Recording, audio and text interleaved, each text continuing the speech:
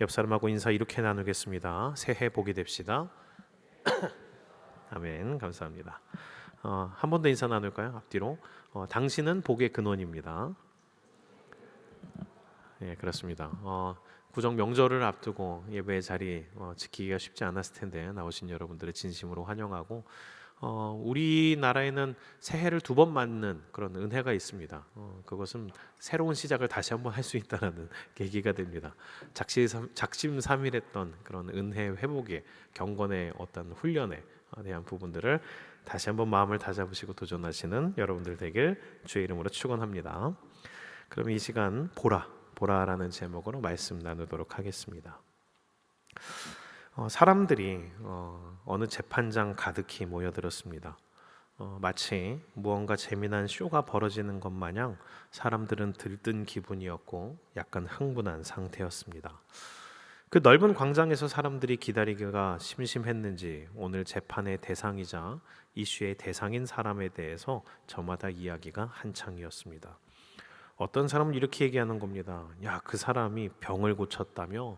야, 실로암에 있는 맹인이 그 사람 때문에 눈을 떴대. 그러자 어떤 사람은 이렇게 얘기합니다. 그런 말을 믿어? 뭐 어쩌다 얼굴 씻으니까 눈이 보이게 됐나 보지. 또 어떤 사람은 그 얘기합니다. 야, 그 맹인뿐 아니라 어디선 귀신도 쫓아냈대던데. 그러자 또 어떤 사람이 이렇게 얘기합니다. 귀신 쫓아내면 뭐해? 안식일을 어겼다더만. 그 사람 유대인인데 어떻게 안식일을 어겨? 그 사람 유대인도 아닌 거 아냐? 사람들이 저마다 이런저런 이야기들을 하고 중간중간 지나가는 어떤 사람들은 또 이런 말을 하고 다니고 있었습니다. 이제 곧 예수라는 사람 나오면 무조건 십자가에 못 박으라고 소리만 지르십시오. 그러면 나가면서 일당 받을 수 있습니다. 무조건 죽이라고 외치시기만 하면 일당 드립니다. 라는 말을 하는 사람도 다니고 있었습니다. 잠시 후 로마의 병사들이 먼저 나오고 위험 있는 모습으로 폰티우스 빌라투스라는 총독이 나옵니다. 그 빌라도는 고갯짓으로 로마 병사들에게 사인을 하고 병사들은 곧 한 사람을 끌고 나오듯이 데려옵니다. 그 사람은 어디에서 맞았는지 몸에는 채찍에 맞아 찢어져 패인 살이 보였고 옷에는 몸에서 새어나오는 피가 묻어서 얼마나 많은 곳에 채찍을 맞았는지가 보였습니다. 그리고 머리에는 황제의 면류관을 흉내내었지만 날카로운 가시나무로 엮은 마치 고문 기구와도 같아 보이는 면류관이 억지로 머리에 씌워져 있었습니다. 얼마나 세게 짓눌렀는지 그 가시관의 가시가 깊이 들어가서 빠지지 않을 것처럼 보였습니다. 그렇게 처참하게 망가진 몰골을 하고 나타난 그 사람 예수의 모습을 보고 오히려 총독인 빌라도가 얼굴을 찌푸립니다. 채찍질을 하고 오라는 명령이 이런 모습으로까지 망가지고 괴롭히게 될 줄은 상상도 못했던 겁니다. 빌라도는 병사들에게 한 소리를 할까 하다가 당장에 몰려있는 군중들을 해결해야 되니까 하고 싶은 말을 꼭 참고 흘려 넘깁니다. 빌라도는 그렇게 여기저기 찢기고 만신창이가 된 예수를 피투성이의 가시관을 쓰고 조롱 섞인 허름한 자색 옷을 입은 예수를 광장의 모든 사람들이 잘 볼 수 있게 가운데에 세웁니다. 그리고 나서 이스라엘 백성들에게 이렇게 소리를 칩니다. 에케 호모, 이 사람을 보라. 오늘 우리가 읽었던 본문 말씀, 사무엘 선지자가 그 공식적인 사사로서의 직무를 마치며 마지막으로 이스라엘 백성들에게 남겼던 말씀입니다. 원래의 이스라엘은 왕정 제도가 아닌 사사 제도를 갖고 있었습니다. 사사 제도는 이스라엘에만 있는 아주 독특한 통치 방식의 제도입니다. 왕이 없고 중앙 정부가 없는 방식이고, 그래서 수도라는 개념이 없고 왕도 상비군도 세금도 없는, 역사상 다른 국가에서는 찾아볼 수 없는 오직 이스라엘에만 있었던 통치 방식이 사사 제도입니다. 사사라는 직분을 잘못 이해하면 왕과 같은 권력에 종교 지도자로서의 권력까지 갖고 있는 것으로 대단한 특혜로서 오해할 수 있으나 사실은 그렇지 않습니다. 이스라엘의 사사는 전쟁과 같은 특별한 일이 있을 때에만 필요한 임시적 군사권을 갖게 되는 약간 비상대책위원장 정도의 느낌입니다. 가장 중요한 상비군이 없기 때문에 평소에는 움직일 군사도 없고 부하도 없고 세금을 걷지 않기 때문에 돈도 없습니다. 이스라엘의 사사는 봉사직에 가까웠습니다. 책임은 막중하지만 권한은 없었습니다. 사람들이 말씀에 자발적으로 순종하지 않으면 심지어 비상시에도 아무런 권위도 생기지 않는 자리였습니다. 그렇게 사사제도는 각 지파들이 하나님의 말씀을 사사로부터 듣고 자발적인 순종을 통해서 하나님의 뜻을 이루기 위해 함께하는 방식으로 운영되는, 말씀 중심, 하나님 중심으로 운영되는 매우 독특한 자유주의 체제였습니다. 그 사사제도를 유지하고 있던 시대의 마지막 사사인 사무엘은 이제 길갈에서 공식적으로 왕을 세웁니다. 왕이 세워지게 되며 이제 공식적으로 사사였던 사무엘은 그 직무를 마무리하게 됩니다. 그렇게 사무엘은 이제 마치 모세가 요단 동편 모압 평지에서 신명기의 말씀을 남기던 때와 비슷하게 마지막 말을 남기게 됩니다. 그게 우리가 오늘 읽은 그 말씀의 내용입니다. 그렇게 마지막 말씀을 남기는 순간, 그 순간은 사실 사무엘이 고별 설교를 하는 순간이지만 사무엘만을 위해 마련된 자리는 아니었습니다. 사실 사무엘 전에 사울의 왕위 즉위식이 거행됐던 자리가 그 자리입니다. 암몬과의 전쟁에서 사울은 백성들을 모아서 전쟁을 치렀고, 사울의 리더십 가운데에서 이스라엘 백성들은 암몬군을 보기 좋게 물리쳤습니다. 그런 가운데 사무엘이 백성들을 길갈로 모았고 제사를 드리며 사울의 공식적인 왕위 즉위식을 거행했던 겁니다. 그렇게 백성들을 모두 모은 가운데 사울을 정식으로 왕으로서 임명하고, 사울은 사무엘과 함께 단상에서 사람들의 함성과 축하를 받고 난 바로 다음이었습니다. 그렇게 환호와 박수가 가득했던 가운데 사무엘은 백성들을 진정시키고 왕위 즉위식에 바로 이어서 자신의 퇴임식을 거행합니다. 그 퇴임식의 첫 마디 말 무엇이었을까요? 사무엘은 사람들의 박수와 함성을 받으며 멋진 왕관을 쓰고 화려한 왕의 옷을 입고 서 있는 사울을 가리키며 이렇게 말했습니다. 보라, 너희가 택한 왕, 너희가 구한 왕이 여기 있다. 우리 말씀을 찾아서 읽어보겠습니다. 요한복음 19장 14절에서 16절입니다. 우리 짧으니까 합독으로 읽겠습니다. 시작. 이날은 유월절의 준비일이요 때는 제6시라. 빌라도가 유대인들에게 이르되 보라 너희 왕이로다. 그들이 소리 지르되 없이 하소서 없이 하소서. 그를 십자가에 못 박게 하소서. 빌라도가 이르되 내가 너희 왕을 십자가에 못 박으랴. 대제사장들이 대답하되 가이사 외에는 우리에게 왕이 없나이다 하니 이에 예수를 십자가에 못 박도록 그들에게 넘겨주니라. 아멘. 예수가 소개되었을 때 사람들은 하나같이 짠 듯이 함께 소리를 질렀습니다. 없이 하소서 없이 하소서. 이 말은 쉽게 없애버리소서라는 말입니다. 죽이라는 말입니다. 백성들은 하나같이 이렇게 말하고 있었습니다. 저 사람은 우리의 왕이 아닙니다. 예수는 우리의 왕이 아닙니다. 죽여버리십시오. 없애버리십시오. 가장 잔인하게 십자가에 못 박아버리십시오. 우리를 사랑하기에 가장 낮은 곳으로 와서 함께 하신 왕, 우리의 아픔을 알기에 우리의 있는 자리에서 고통을 함께 하신 왕, 우리의 상처를 낫게 하기 위해 본인이 상처를 입으신 왕, 그 왕은 사람들에게 맞아 찢겨지고 벌어진 상처에서 피를 흘리며 얻어맞아서 부어서 앞이 뿌옇게 보이는 시야로 자신을 죽이라고 외치는 군중들을 바라보고 있습니다. 계속해서 말씀을 다시 읽겠습니다. 사무엘상 1, 2절입니다. 같이 읽습니다. 시작. 사무엘이 온 이스라엘에게 이르되 보라 너희가 내게 한 말을 내가 다 듣고 너희 위에 왕을 세웠더니 이제 왕이 너희 앞에 출입을 하느니라. 보라 나는 늙어 머리가 휘어졌고 내 아들들도 너희와 함께 있느니라. 내가 어려서부터 오늘까지 너희 앞에 출입하였거니와. 아멘. 하나님의 부르심을 따라 사울에게 기름을 붓고 그를 왕으로 세우는 자리였지만 지금 백성들은 전쟁의 승리와 사울 왕의 즉위식에 신이 났지만 사무엘은 지금 가슴 한켠이 말할 수 없이 아픕니다. 왕이신 하나님을 두고 기어이 이 백성들이 인간의 왕을 세우는 지금의 이 순간이, 하나님을 왕으로 섬기기를 거부하고 인간의 왕을 세우고 좋다고 기뻐하는 그들의 반응과 말들이 사무엘은 몹시 가슴이 시리고 아픈 겁니다. 그래서 사무엘은 그냥 잘 넘어갔어야 되는데 결국 참지를 못하고 쿨하게 물러가지 못하고 마지막으로 왕을 세운 축제의 분위기 속에 찬물을 끼얹고 잔소리를 합니다.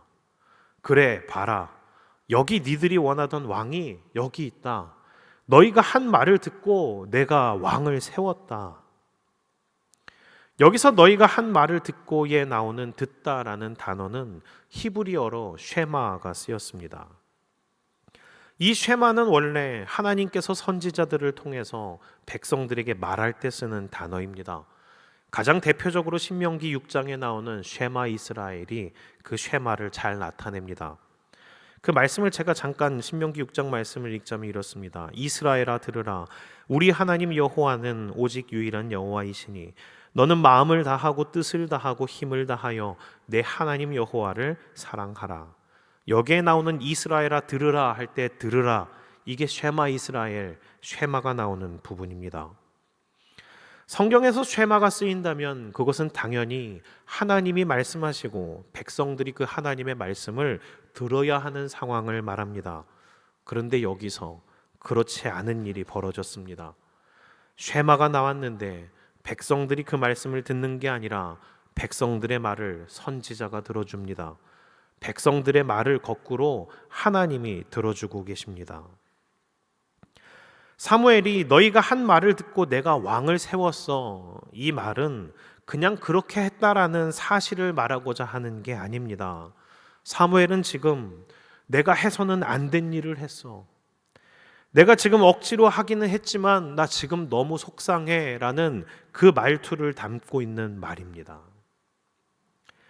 오늘 말씀의 전체 맥락은 이 사무엘의 심경을 이해하면서 읽어야 제대로 보이게 됩니다. 이후로 사무엘상 12장은 5절까지는 사무엘이 자신의 무결함을 이야기하고 6절부터는 이전에 있었던 하나님의 구원의 역사와 이스라엘 백성들의 배반에 대해서 이야기를 합니다. 그리고 16절부터는 하나님의 이적이 나오는 부분이 나오고 20절부터는 새로운 언약 관계에 대해서 말하는 내용이 나옵니다. 이 모든 말들은 그저 사무엘이 고별 설교로서 나는 지금까지 흠이 없었어, 너희들 앞으로 하나님 잘 기억해야 돼 라는 그런 정도의 말을 하는 게 아닙니다. 사무엘은 지금 분노하며 말하고 있습니다. 속상해하며 말하고 있습니다. 사무엘은 지금 하나님의 마음도 모르고 하나님을 멸시한 채 지들의 왕이 세워졌다고 히히덕거리는 이스라엘 백성들 때문에 너무나 화가 나고 속상해하며 말을 하고 있습니다. 사무엘이 앞에 자기의 무결함을 말하는 이유도 그 이유입니다. 그 말투로 치자면 이겁니다. 너희들 나 무결한 거 알지? 내가 뭐 바라고 오늘 이 말 하는 거 아닌 거 알지? 오늘 그냥 가려고 했는데 이 말은 꼭 하고 가야겠어. 이런 분위기인 겁니다. 그렇게 사무엘은 그렇게 말을 시작하고 자기가 얘기하고자 하는 그 본론을 쏟아냅니다. 그게 12, 13절입니다. 같이 읽겠습니다. 시작. 너희가 암몬 자손의 왕 나하스가 너희를 치러 옴을 보고 너희의 하나님 여호와께서는 너희의 왕이 되심에도 불구하고 너희가 내게 이르기를 아니라 우리를 다스릴 왕이 있어야 하겠다 하였노라. 이제 너희가 구한 왕, 너희가 택한 왕을 보라. 여호와께서 너희 위에 왕을 세우셨느니라. 이 말을 쉽게 번역하자면 이겁니다. 하나님께서 너희의 왕이 되심에도 불구하고 너희는 아니다, 우리는 다른 왕이 있어야 합니다 라고 했다. 이제 너희가 구한 왕이 여기 있다. 봐라. 하나님이, 우리를 다스리셔야 될 하나님이 그 왕의 자리를 내어주고 너희를 위해 다른 왕을 세우셨다. 이렇게 말한 겁니다. 사무엘은 그렇게까지 울분을 토하는데 백성들은 그 사무엘의 말을 들으면서도 떨떠름한 표정입니다. 왜 저 노인네가 좋은 날 초치냐라는 그런 분위기입니다. 사무엘은 알아듣게 설명하고 말한 것 같은데 이스라엘 백성들은 하나님을 버리고 인간 왕을 세운 게 왜 큰 죄라는 건지, 그리고 왜 이런 축제 같은 분위기에 저 노인네가 산통을 깨는 건지를 이해를 못하고 있었습니다. 이 정신없는 백성들이 앞으로 어떻게 할지가 사무엘은 말하면서도 너무 예상이 됩니다. 그래서 그 뒤에 말을 더 있습니다. 그게 14절 15절입니다. 같이 읽겠습니다. 시작. 너희가 만일 여호와를 경외하여 그를 섬기며 그의 목소리를 듣고 여호와의 명령을 거역하지 아니하며 또 너희와 너희를 다스리는 왕이 너희의 하나님 여호와를 따르면 좋겠지만은 너희가 만일 여호와의 목소리를 듣지 아니하고 여호와의 명령을 거역하면 여호와의 손이 너희의 조상들을 치신 것 같이 너희를 치실 것이라. 사무엘은 말합니다. 좋겠지만은, 그랬으면 좋겠는데. 그 뉘앙스에서 벌써부터 사무엘의 불안감이 느껴집니다. 하나님이 아닌 다른 왕을 구한 너희들이 과연 왕정제도 가운데에서 하나님을 잘 섬길 수 있을까?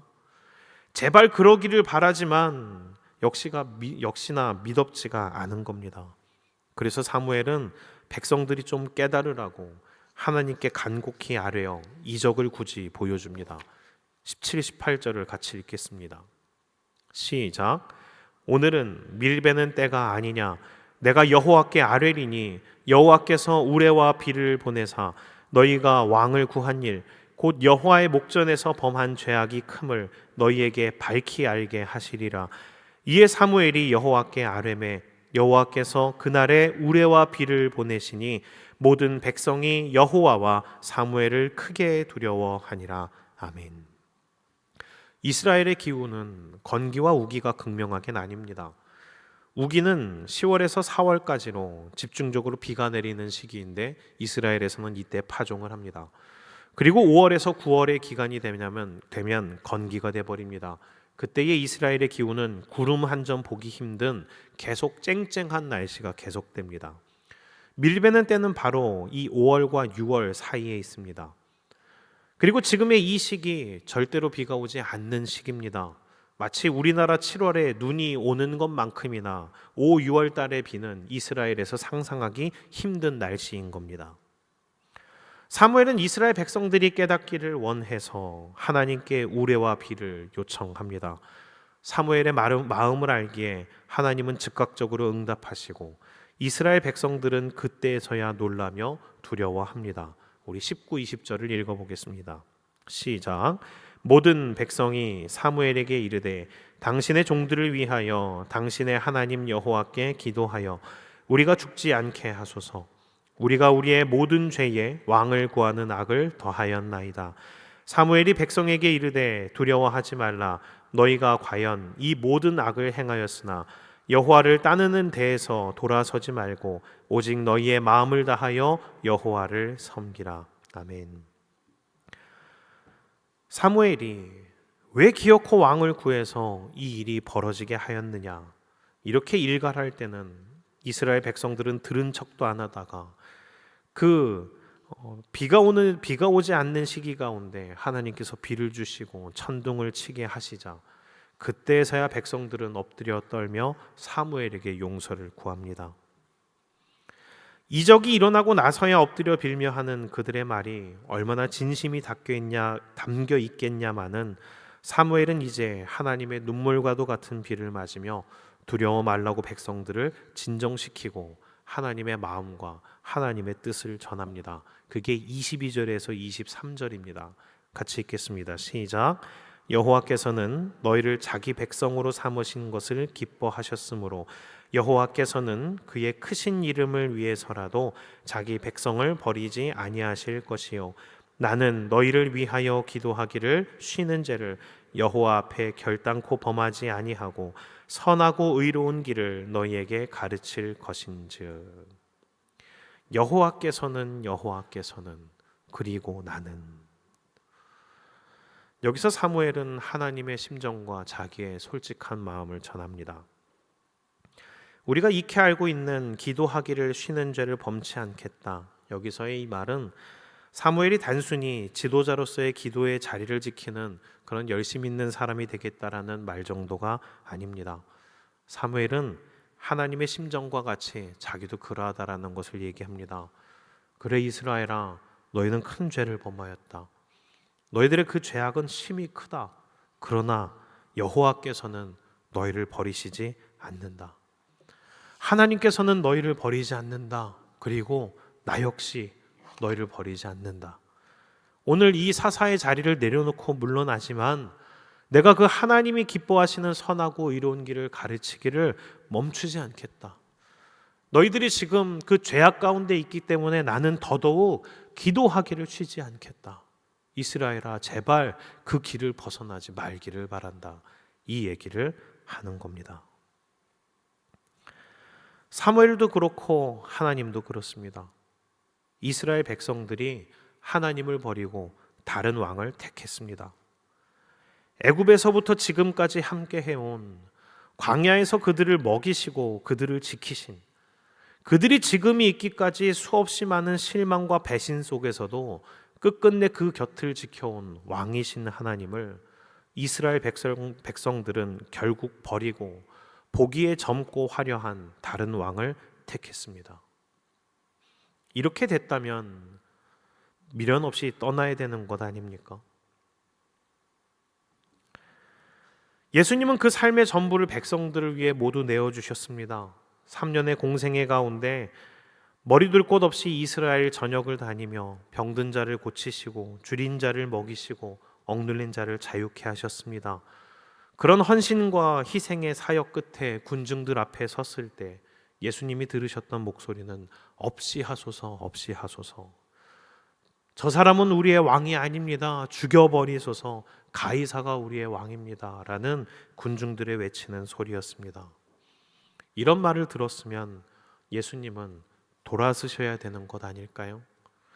십자가를 지지 말고 선언하셔야 되는 것 아닐까요? 그래, 나는 여기까지다. 더 이상은 니들과 함께 못하겠다. 이렇게 얘기해야 맞는데 하나님은, 예수님은 그 사랑을 거두지 않으십니다. 우리를 위해 기도하기를 쉬지 않고 비를 준비하십니다.